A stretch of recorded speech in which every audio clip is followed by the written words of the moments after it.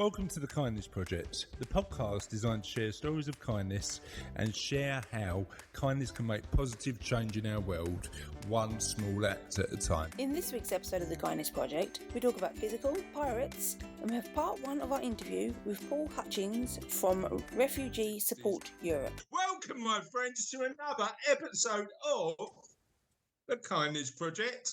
I am joined today by a man who is getting physical, Russell Dames, and a girl who's got a new pair of glasses, accessories, and beautifully looks like a librarian. I quite like it. She does look quite studious, I did notice. Thank you. Right, well, we're getting a bit of a difference of opinion on this, Russ. When I think of, sorry, listeners, What did Charlotte, I call them? Because I need old woman. I need to get some of them for my ones. Glasses change. No, right. You two, the glasses fit on your face, and you can put them in a case when you're done. Yeah. Can you, just for the purposes of our listeners, because we can all see what you're wearing. I'm sorry. You take yours off. I don't. Mine have to stay on my face, otherwise I get dizzy and headaches. Okay. I take mine off. But when my eyes get tired, I'm meant to use them. And I never get round to it because I don't think to myself, I'll go in the case and get me. But if they're around your neck, you would, Russ. Yeah, I would. That's exactly right. Oh, we've hit a bit of a tender spot, haven't we, eh? Before I put these on yesterday, I dropped my glasses about 5 times a day off my face. Okay, so it's practical, is what we're saying. And it's fashionable, and I like it. Teddy has had trouble as well. Right. Hold on. For our listeners, as we are an audio podcast, would you like to explain what we're talking about? I took the glasses chains. They've got little gems on them, and Mum has them on her reading glasses, not her normal glasses, her reading glasses, because she's got to have 2 pairs. And I looked at them and I was like, oh, there's one of those, and those are nice. Can I try it? And now I've got them. And now you love them. And I've got 2 more pairs coming Monday. And the problem is, I've seen cooler ones, so. Yeah. My dad says. Are you saying that these ones are uncool? Are you saying, Raz, that these ones make Charlotte look like a 90-year-old woman? I think they suit Charlotte down to the ground. But you know what? He's always backing you up, I know, it's great. He's always backing you up. You are allowed to be honest, though, Russ. But my daughter's got glasses that come apart in the middle, and he can take them apart, put them on his chest, and put them back together, and then take them apart. And I've seen them. I've seen them. They've got like a magnetic middle, haven't they? Yeah, magnetic middle. Yeah, I've seen them. I don't know whether I like them or not. Because every time I see somebody do it, quite cool. That's quite clever. But then all I need to do is just take my glasses off. Yeah, so is it one of those, like, I get where Charlotte's coming from, because my trouble is, and I'm surprised if they're falling off your face, I mean, you probably need. My trouble is, and I'm surprised you don't have the same trouble. I put them down, and then I can't remember where I put them. Yeah. I know exactly where I put them. See, this is now I'm coming round to the chain. I'm not going to get myself one, but I'm coming round to the idea of the chain. I'm surprised you don't have that trouble, because you're well known for putting stuff down and forgetting where you put it. So I'm surprised. I do it all the time. I'm surprised you haven't mislaid your glasses. I've mislaid my glasses. He does, and then he asks us to find it for him. Yeah, that's right. Yeah, that's the benefit of having a really good team of people around you who love you and care for you and help you. Same as you've got, Russ. Same as I've got. Same as Charlotte's got. But she doesn't need me to find her glasses because she's got an amazing chain around her neck, isn't she? That's the reality of it. That's that she likes a jingly chain. Now, my opinion, just my opinion, is that I agree with Russ. Essentially, the chain you've got makes you look like a 90-year-old librarian. That's what you said, Russ, wasn't it? No. Which is why I've ordered two new pairs. That's what Russ said. But the practicality of the chain, I've ordered some. How much was the chain? Mum got it from Tiger for a couple of quid. It wasn't a lot. Yeah, worthwhile investment. And I just ordered 2 pairs off Amazon for 4 quid. So Yeah. And let's talk about, I mean, we've talked about the chain. I want to talk about Russ. Oh God. Getting physical. I'm getting a bit more physical than I was. Okay, good stuff. Tell me about that. And I'm feeling it. So, as you know, I've done something crazy and signed up to go trekking in Ecuador. Yeah. Not my usual. Not your usual speed. Not my I usual wouldn't go speed, as far no. as saying it was crazy. It's not what I'd usually do. I'd usually veer away from things like that, but it's an opportunity I can't turn down, to be honest. And as part of that trip, it's going to be very physical, so I need to Get in shape. get myself more in shape.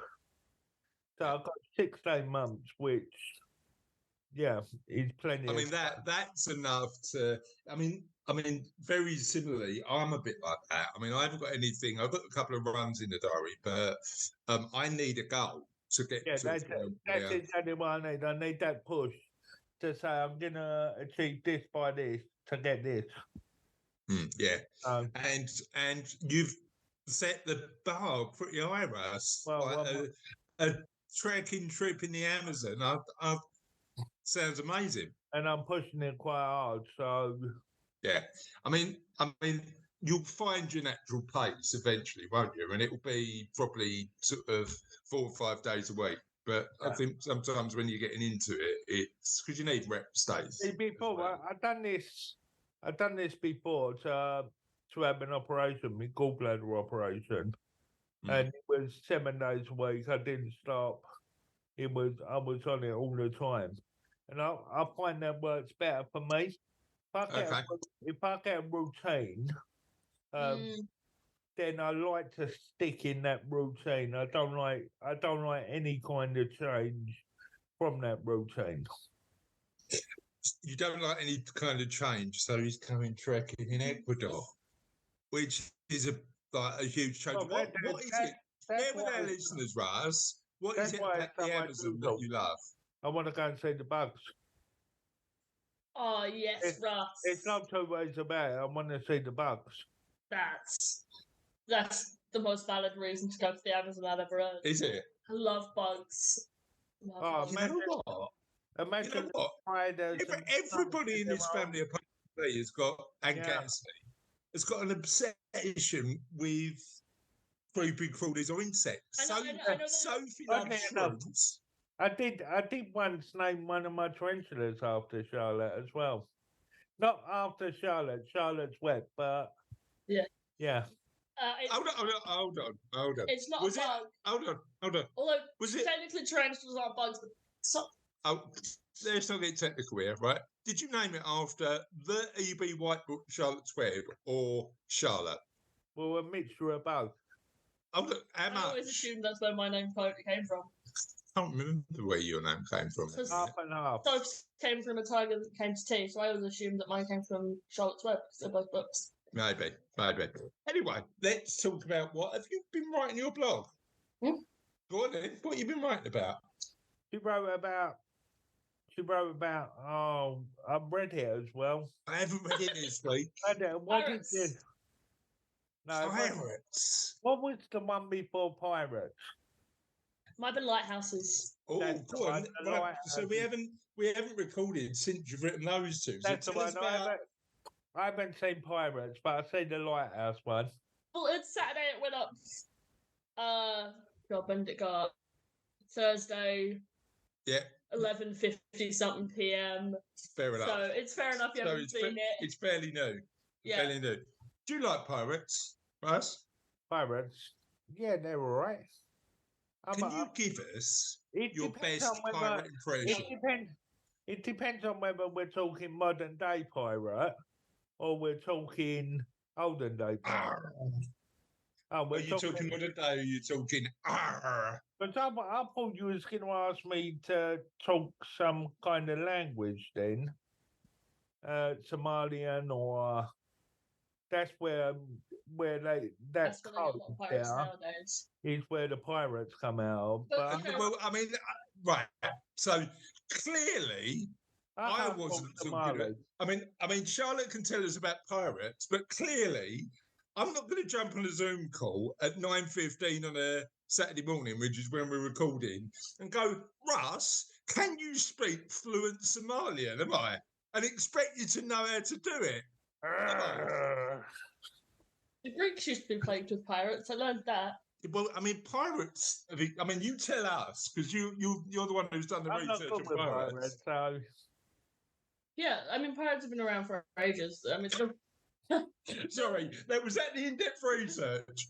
Right, I've written an article. What about pirates? Share us your insights. no, They've been around for ages. I was about to get there. The first record of pirates that has ever been found wasn't written on paper of papyrus. It was inscribed on a clay tablet. Okay. So that tells you how old pirates are. Pirates are older than the invention of paper. Amazing. The Greeks used to be plagued with a lot of pirates. I can't remember the name of the person, but there was a person they were lauded because a bunch of people got kidnapped from the Greek island of Lesbos. I can see why though.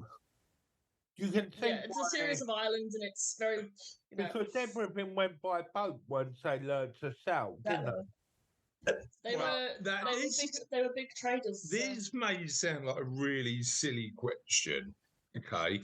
And the reality is I just don't know the answer, and that's the reason I'm asking it.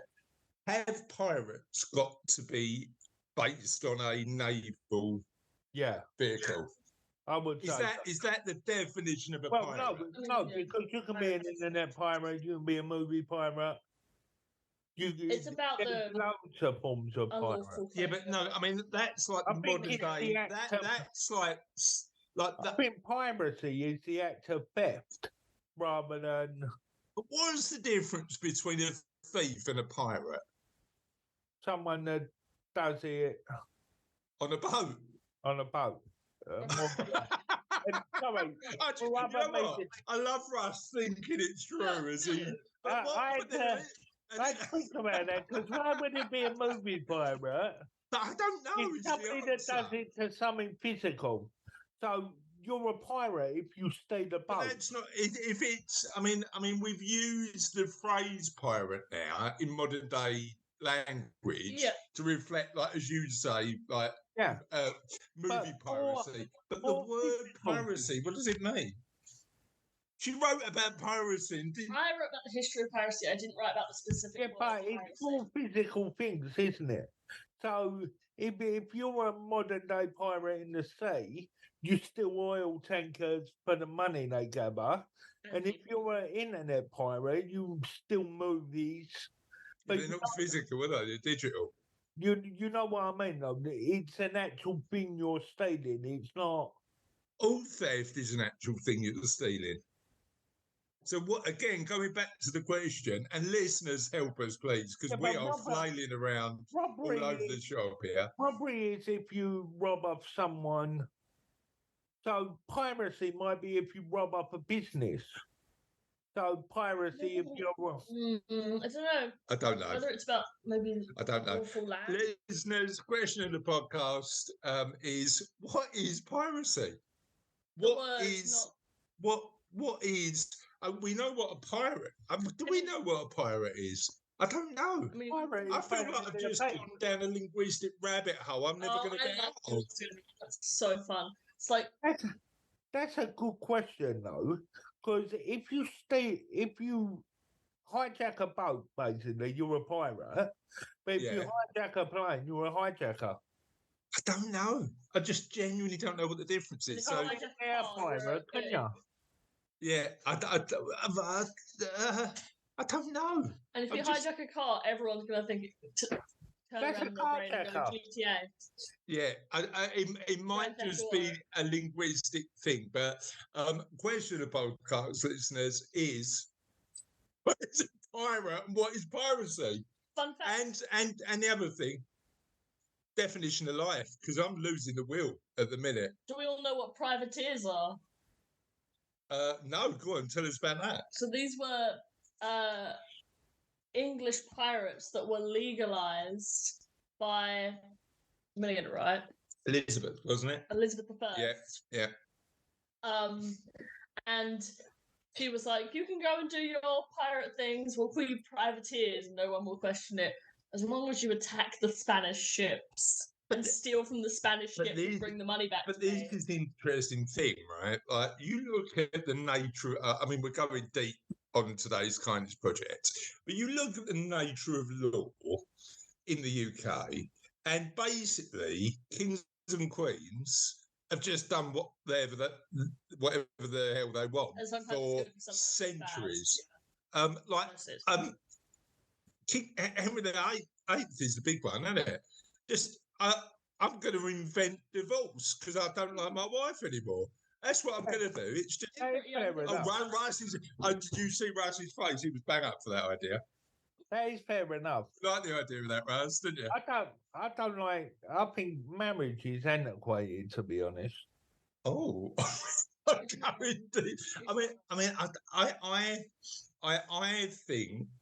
I don't believe that you need a piece of paper to tell you whether you love someone or not. I think personally, no, I 100% agree, and I think you need to do. I mean, like, I could get my financial planners out on and go as tax savings. It's quite useful, but for them purposes, I suppose people do get married, but it's not something I'm interested in. But from a happiness tool.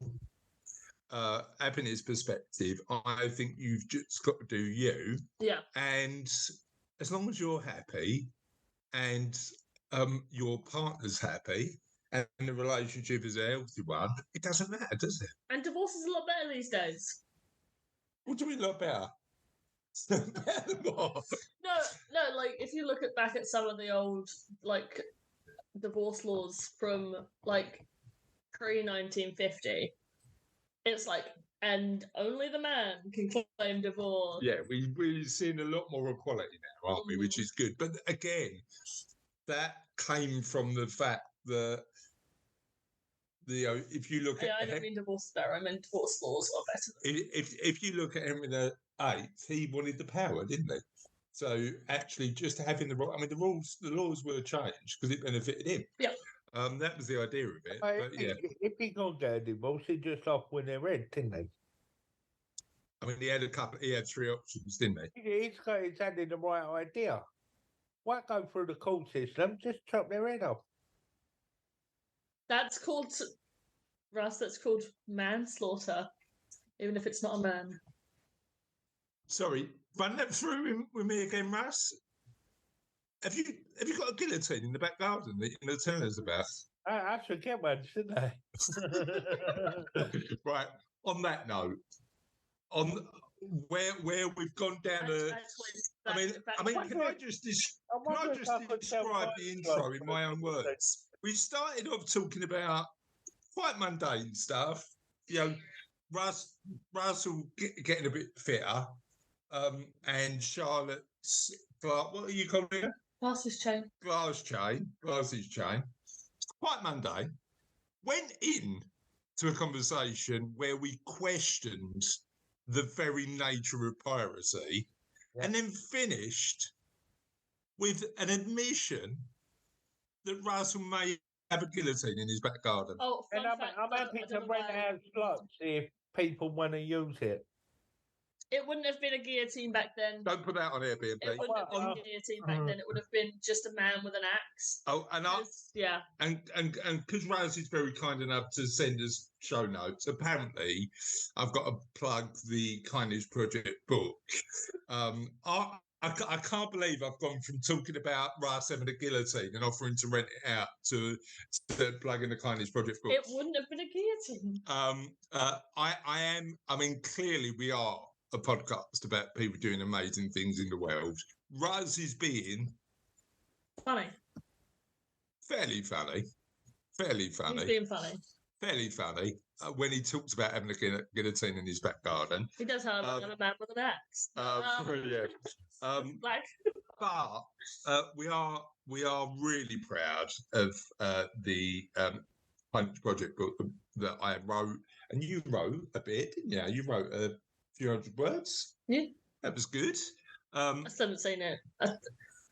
I spent like the first 2 weeks after I sent it off wondering whether it was actually going to go in the book. It is in the book. It is in the book. There's a copy of the book over there. You can have a look. But we are really proud of the fact that the royalties have started coming in. I'm being asked to speak at loads of events and selling loads of copies of the book, and it's raising loads of money for charity. You can get your copy on Amazon. Just put Chris Dames, DAEMS, the Kindness Project book, or the Kindness Project. It will come up immediately, and you can get access to it straight away. Or follow the links on this particular podcast, which will be on the website. All of the show notes, because Russ is really good at doing this stuff, will be on a link to the book will be available. On that note, I'd like to move on to Kindness News. Okay, on this episode of Kindness News, I'm going to share the story of Sebi Hall. Teens' random acts of kindness raised £55,000. A teenager has raised almost £55,000 by carrying out thousands of random acts of kindness each year. Sebi Hall started during the pandemic in March 2020 with a pledge to raise £1,000, and nearly 3 years on, he continues to smash his target. This year, his deeds have included hand delivering 52 teddies to orphans displaced from their homes in Ukraine. Kindness is my superpower, said the 19-year-old who has learning and physical difficulties. You know what, as well? You know, there's a really interesting conversation about neurodivergency at the minute that I think is fascinating. And I think you might have to expand on what that is. Do you want to explain what neurodivergent is? Yeah, it's. Let's explain it. It's. See how delicate that one was? Yeah. This is the piracy conversation all over again. What is piracy? What is neurodivergency? Just, there's a sort of set understanding of how human brains work. And then there's sort of... Basically, my understanding of it, Charlotte might have a bit more of a nuanced understanding of it. My understanding of it is people who think slightly differently. Yeah. And that can be autism, that can be people on the sort of. However, I think, interestingly, I've had loads of conversations with people who think differently in a particular way, but that benefits them in a way that it doesn't benefit others. That's why it's neurodivergent, not like something that sees it as a downside. It's sort of like. Well, I mean, I like the phrase because I think actually thinking about thinking differently, not as some form of difficulty or disability, thinking about it in a way that. In a way that, okay, well, look, this might be, you might get upset stuff, and that might impact your mental health, and that's another conversation. But what it does allow you to do is focus, and that might be something. I think there's some interesting conversations to be had in that area. Oh, we were talking about hyperfixation. But I think in terms of Sebi, what he's done is just turn around and go, well, what can I be? I can still do good stuff in the world. I can do amazing stuff. So I love that. After seeing an article about children from orphanages in Ukraine, Sebi instantly wanted to help to make them smile. With the help from his mum, Ashley Hall, and sponsorship from a rail company and a hotel, he travelled from his home in Lichfield, Staffordshire, to where the migrants were staying in Edinburgh, with the goal of spreading happiness. It was just the most joyful and heartwarming act Mrs. Hall, Sebi's mum, said, the young philanthropist's quest hasn't stopped there. Throughout the year, he has carried out good deeds every day, ranging from handing out lottery tickets to random strangers to providing products for food banks. Despite living with a rare chromosome anomaly, which has resulted in low muscle tone and speech problems, with support from his family, he hasn't let the condition stop him. Last year, he set up the Sebi Hall Kindness Foundation. The aim is to help disabled and vulnerable people because he doesn't want anyone to feel lonely. His mum told the BBC, after his diagnosis at 1 year old, we were told he would never walk, talk, sit up, or understand anything. So for him, doing this is a positive story for other people who are faced with diversity or disability. He's the isolated, lonely person that is helping. He can't read or write, so can't text or ring people. So the organisations that he is funding are to help others in a similar situation. You can make a difference every day in a little way. It doesn't have to cost. I think we need to get him on the podcast, Straps, don't you? Well, I'll see what we can do. Bad. As well as having supporters as far away as the Netherlands, celebrities including Ant and Dec, Catherine Tate and Game of Thrones actor Richard Brake have also supported the cause. Brake, who portrayed the Ice King in the fantasy series, went to become a patron of the foundation alongside actor Eddie Marsan. The Sebi Teddy campaign was also encouraged this year to help spread the word and encourage other people to join in with a random act of kindness. All his life, people have had to help him because of his disabilities. Day-to-day life is hard, but he gets the chance to do something for someone else. His efforts were highlighted across the country after he won an accolade at the National Diversity Awards ceremony. The campaigner also launched a 3-year bursary to allow cash-strapped families to go to the theatre. This Christmas Eve, he plans to deliver 200 fleece-lined blankets to rough sleepers across the Midlands in partnership with Crisis. Sebi, what a legend he is. I mean, that is amazing work. And another person doing amazing work, particularly in Ukraine, is our interviewee this week. Do you like that segue? That was quite smooth, wasn't it? I'm quite pleased with that. Yeah. Are we having that? We having that? Yeah, we'll have that, yeah. Like that, yeah. Don't beat yourself up so much, mate. With you two, I can't, can I? No. Let's be honest. With you two, I can't. It's Paul Hutchings from Refugee Support Europe. Now, I love talking to Paul because the work that he does, his story of how Refugee Support Europe started, and the amazing commitment it takes to make sure that people who have seen their circumstances change fundamentally is amazing. Shall we have a conversation with Paul? Yeah. Yes. Paul, thank you so much for joining us on the Kindness Project. We really appreciate it. We've had the run chat already, but I suppose what I want to start with is just a bit more run chat. What's the worst and best experience you've had on a run? Yeah, I mean, I think I think with running you have to be comfortable with the discomfort of it. But I think the best experience on a run sometimes is sometimes it's quite difficult to get started. I think that first couple of minutes, even if you're running regularly, can be a little bit uncomfortable. Yeah. And then you sort of get into your rhythm. And I think, I'm lucky to live in Brighton. And, once I get down onto the seafront, there comes a point, I think somewhere between, let's say, 10 and 30 minutes where you kind of get into a flow. Flow and it state. feels like, yeah, the legs are moving and, your breathing's right and, joints aren't starting to hurt yet. And that's the kind of nirvana, the sort of endorphins are kicking in as well. And that, with the sea and the wind and people, that's the kind of magic moment. But that's the thing, isn't it? It's always that first couple of minutes where you go, why am I doing this again? And then suddenly, as you say, it kicks in and you're ready to go. I think the challenge sometimes is when, so I did a couple of years ago, I did the Great North, and it's a really nice run. Newcastle's an amazing city to run in, absolutely love doing it.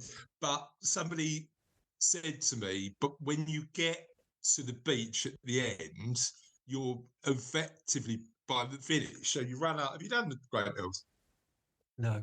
So you run down a hill at the end. There's a beach, but the beach is about a mile and a half long. And I saw the beach and thought, right, I'm nearly finished. But that mile and a half, the longest mile and a half ever, because I was ready to go then. Psychologically, I sort of stopped too early. But yeah, it's a bit of a psychological game running, isn't it?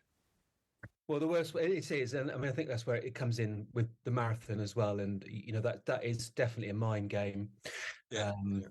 Everything is saying like you got to stop. This is hurting too much, but your brain is the one that keeps you going until you hit the finish line. And those are the kind of, I've done a few. I don't really want to do any more because that last. They say, marathon's 2 halves. It's the first 20 miles and the last 6. That last 6 is. It's just arduous. Yeah, it's not fun. It's just getting to the end, then, isn't it? But yeah, I on when I did mine, particularly the last one, people were tracking me on the app, and literally my pace, like I hit the wall at 21, and it just completely fell through the floor, and I was sort of, I was just getting back.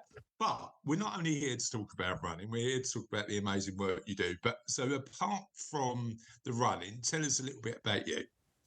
Thank you. Yes, well, I have got a history in market research, and I did that for about 20 years until I thought I'd go and spend a weekend helping in Calais in 2015. That was the time when lots of people were arriving into Europe from Syria. People were living in terrible conditions. I just thought I just want to go and do something. And when I went to Calais, there were a lot of volunteers there like me, keen to help. There was quite a lot of, the situation was chaotic, and there was quite a lot of chaotic behavior there. And I just thought, if someone can help steer this in the right direction, there's all this kind of good energy. We could perhaps steer it towards more organised, right? Activity. It was really helping, and that's where Refugee Support Europe started. Help me understand a bit about what the spark was that made you take the journey from. Were you living in Brighton at the time? Yeah, I lived in Brighton for about 20 years. So what was that spark? What was it like? Right, I really need to go over to Calais and help. Well, I think for a lot of people like me, it was Alan Kurdi, who was the 3-year-old boy that was washed up face down on a beach in Turkey. Yeah. Everyone remembers, and it symbolised a sort of a kind of negligence of people, vulnerable people, and the kind of lengths that they would go to seek safety and the kind of difficulties that they faced. And so that was the trigger, on top of just these constant scenes on the news of people trying to cross borders, barbed wire, pushbacks. But personally, I did a degree many years ago in Latin American studies. I've always been interested in kind of development, social justice, and I've done some sort of kind of political activity around working as a market researcher. So I've always been kind of interested, but that was the trigger. What do you think? When you're thinking about it from like with your sort of market research hat on, why don't you think more people get engaged with the plight of refugees? What is it sort of psychologically that? Because I look at that and go, number one, the first emotion that comes to mind is gratitude. I realise how lucky I am to be in this position, but also empathy. And it's like, what stops people getting there, do you think? I think it's really hard to say. I think, we started this 7 or 8 years ago and kind of expected, I think, that we would see a growing warmness or welcoming of refugees. I think we've seen the opposite. And I think, when I was in market research, and there was the growth of social media, the internet, in fact, like we sort of almost started pre widespread use of the internet. And I remember we were all sitting around sort of discussing kind of what a life of leisure we're all going to lead. The social media and these communications, we're all going to bring the world together. We're all going to have a better understanding of each other. And I think that's just not been the case. In fact, it's the opposite. I think that if anything, these widespread mass media communications have created divisions, and something, and that's symbolized very physically with the number of walls. The Berlin Wall came down in the late 80s, early 90s, and we were expecting all the walls to come down after that, right? That's not been the case. More walls have been built since then than in the whole of history. Interesting. And so why? I think the numbers are enormous. I think that people struggle to get their heads around the fact that there are 100 million refugees. We have, and it's a number that's growing, and I think we have fears that are preyed upon by politicians. Well, politicians, media, others who try and prevent or want to try and erect barriers. But I would defy anybody who has met as many people as I have and have had discussions with them not to be kind of warm and welcoming. Yeah. It's very hard, and I think you see this a lot with even with people who are quite hostile towards refugees, that they'll say, "Oh, well, Ahmed on the corner store. I know, it's bizarre. He's all right. I know him." I think that is it. We've got this sort of othering of these people from another country. You don't understand them, but on a personal level, if you did get to meet them and understand them, you would open your doors. Yeah.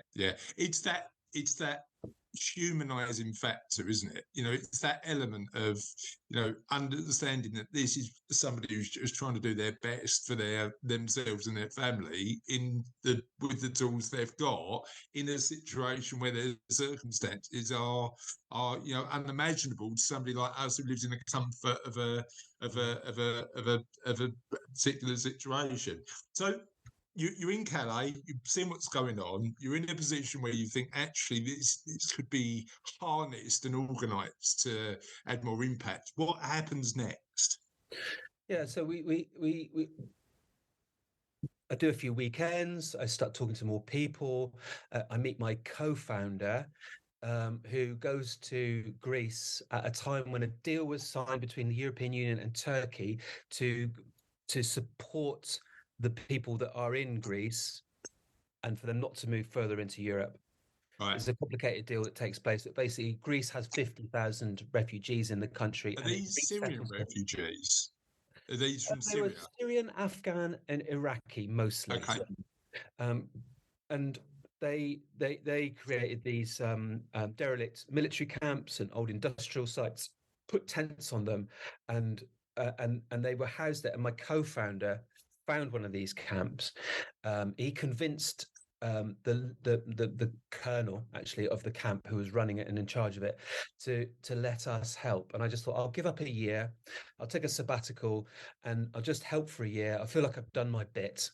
And then I can go back to my kind of nice life here in Brighton with a family and doing market research. But what happened was, like, all those people that I was talking about came and joined. We went to more camps, more people joined, people gave us money, we went to other countries, and the thing just grew and grew. Yeah. And I'd imagine that do you ever miss the simplicity of life in market research, or wouldn't you change what you're doing now for anything? What are your thoughts around that? So I wouldn't go back to market research now, and I think that I really enjoyed the job, but ultimately the kind of market research that I was doing, which was sort of custom research, was for very large organisations, and so the whole purpose was really how to help a large organisation make more money, sell more stuff. It's got its. I can see that it's got its purpose, but having done what I've done now, and I had a job. I was doing some work while I was also on my sabbatical, just to sort of keep the money coming in.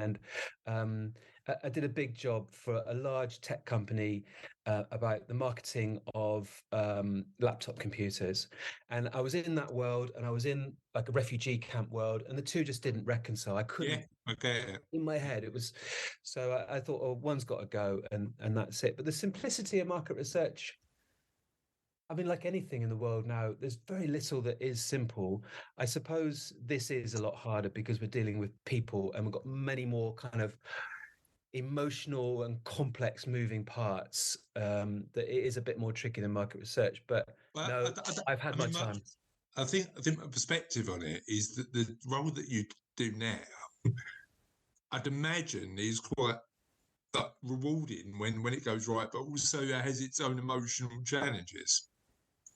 I think the early days were particularly emotional. Yeah, I mean, I think we've now got sort of systems and people and work in place, so a lot of that is managed much more effectively, so that individuals don't struggle so much. But yes, in those early days, you know, I was spending time here, and I was spending time on a camp, and you know, I'd go out, and the situation was terrible. People had awful stories, you know, taking on all kinds of sort of burdens, then coming back to the UK and trying to like talk to people who hadn't been part of that world.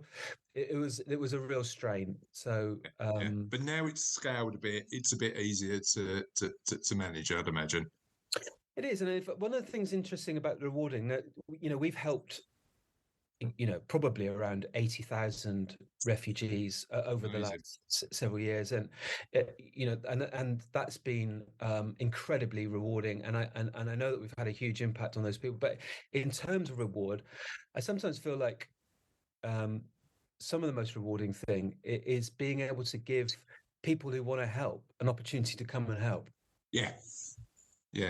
And it's really lovely, you know, like you were talking earlier about, you know, how reading the news can have an impact on kind of how we feel about the world, because it's so negative a lot of the time. You know, I've created a bubble, and you know, life is the work is tough. It's very challenging. We're working with people who really are struggling, but at the same time, I'm doing something, and I'm working with people who want to do something, and that kind of bubble of sort of helpers that I'm part of. Well, and helpers help themselves by helping, don't they? That's the reality of it. You know, that, I mean, I suppose there's two elements I think about when I think about sort of, and we've, over the years of hosting the podcast, we've talked to loads of people who've just done amazing stuff of their own volition. And I think with the work that you do, and bear in mind that you spoke to the guys behind Ukraine Rocks, the concert I attended to when I heard about your amazing work, and they were talking about the volunteering they'd done. And I suppose it's two elements, isn't it? It's the ability to help that helps you because it makes you feel better. But also the ability to then meet the people and understand the world is a nuanced and complex place where everybody's trying their best, as opposed to this stuff that, as you say, you hear about in the media, which is paints a picture about migrants that doesn't humanise. And I think that, you know, I'm a great believer in that sort of diverse experience broadens the mind, doesn't it? Because it allows you to, you know, meet people who are in going through those experiences. But I know, I mean, I suppose the interesting thing for me is the work changes, right? So you were in Calais, you were in Greece, because of what's been going on in Ukraine. I know that you're doing some amazing work in Ukraine and Moldova, my understanding is. Tell me a little bit specifically about that project. In Moldova. So so we're a small organization, and I think that but with some structure. So what we try and do is we fit in between kind of people who just want to turn up and help, and large organizations who do, fantastic stuff, but are quite slow to move. Yeah. And when Russia invaded Ukraine and Ukrainians started to flee west out of Ukraine, we looked at the countries where they were fleeing to, and and where people were helping. Lots of people were helping in Poland and to some extent Hungary, but very few people were helping in Moldova because all the flights had stopped. It's one of the poorest countries. It was hard to get into. It's a lot less known. It's not part of the European Union, so we decided to go there to see what we could do to help. And because there was a gap, right? Whereas there's some of the support was going to some of the other countries. There was a more obvious gap than Poland, right. And so we didn't want to go somewhere and just be another NGO trying to do something to help. In amongst a lot, we need to try and find somewhere where people aren't getting any help, and we can fit that need because we're able to be agile. And gotcha.